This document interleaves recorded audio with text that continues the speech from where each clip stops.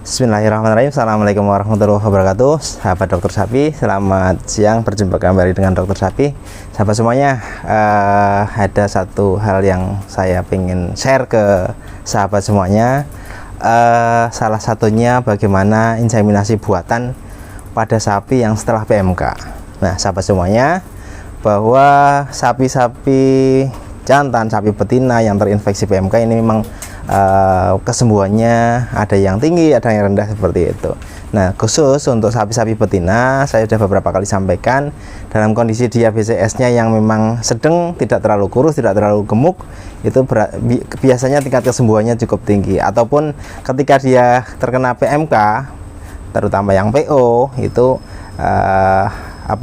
tingkat keparahannya tidak terlalu parah. Kadang hanya ada yang penyakit mulutnya saja, tidak sampai ke kuku ataupun ke kaki, sahabat semuanya. Nah, kebetulan saya beberapa kali ketemu kemarin sapi betina yang sudah sembuh dari PMK, kemudian menunjukkan gejala birahi. Nah, memang beberapa ekor yang saya temukan ini ternyata kualitas birahi di pertama setelah kesembuhan ini masih kurang bagus. Ada masih beberapa yang bercampur dengan lendir warna putih ataupun lendir yang warna kuning.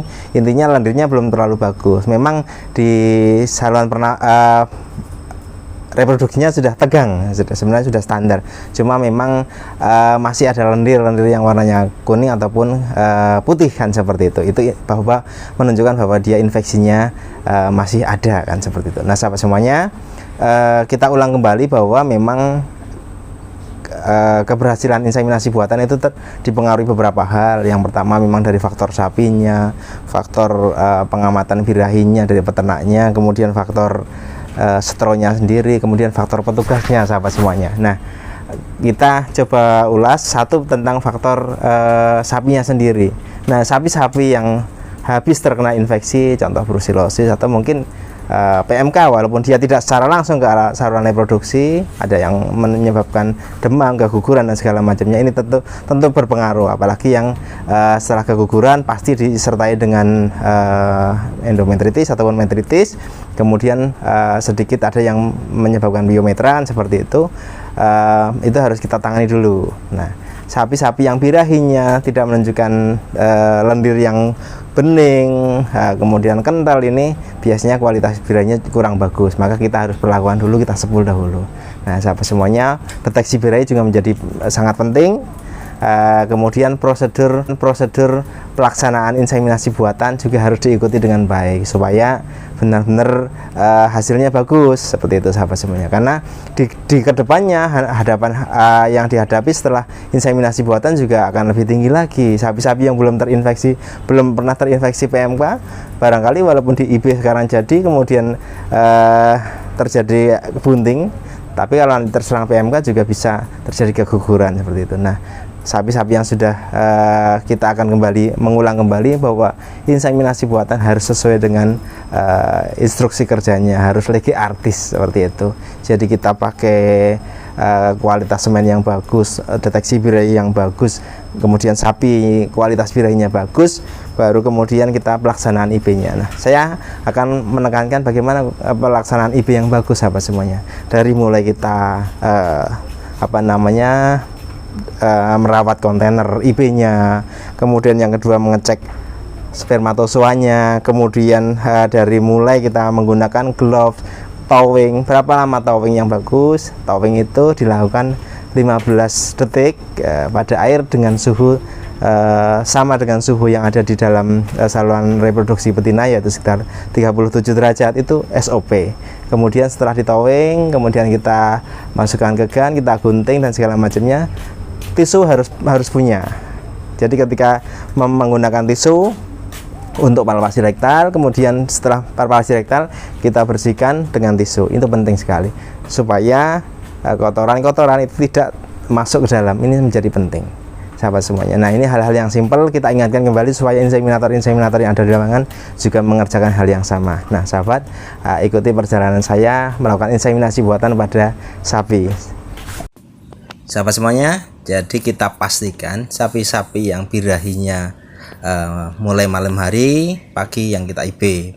birahinya pagi hari, kita IB-nya sore. Nah, kita pastikan bahwa inseminasi buatannya sesuai dengan prosedur. Kita cek suhu towingnya 37 derajat, sama dengan suhu yang ada di saluran reproduksi. Nah, ini semen bekunya, setronya ada di kontainer yang kita jaga terus.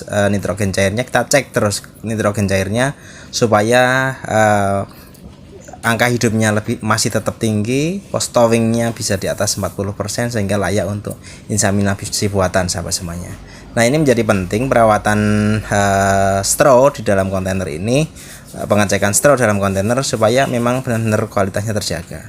Nah, towing tadi dengan 37 derajat, kemudian 15 detik kita lap pakai tisu, sahabat semuanya, supaya kristal-kristal yang masih menempel di strawnya itu bisa hilangkan, sehingga spermatozoa yang ada di dalam straw aktif kembali. Nah, usahakan semuanya benar-benar bersih. Nah, kita lihat prosesnya seperti ini. Ingat, sahabat semuanya, bahwa depo kontainer yang kita bawa itu juga berpengaruh.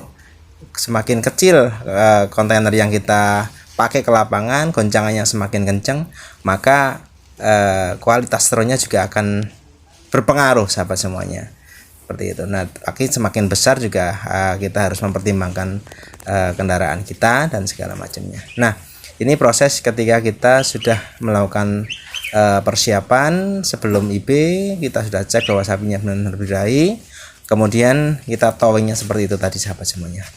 Ingat, ini hal yang paling penting juga, tisu harus selalu kita bawa.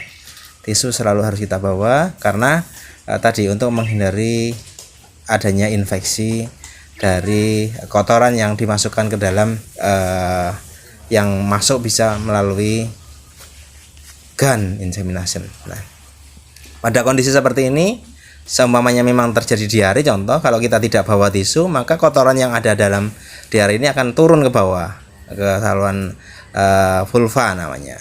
Nah, ketika memang di situ banyak kotorannya nggak dibersihkan dengan tisu, kita dorong IB masuk seperti itu, maka bisa menempel di ujung gun atau alat IB ini, didorong masuk ke dalam rahim, akhirnya akan terjadi infeksi pada uterus, atau bisa endometritis ataupun metritis, atau mungkin yang ringan adalah vaginitis.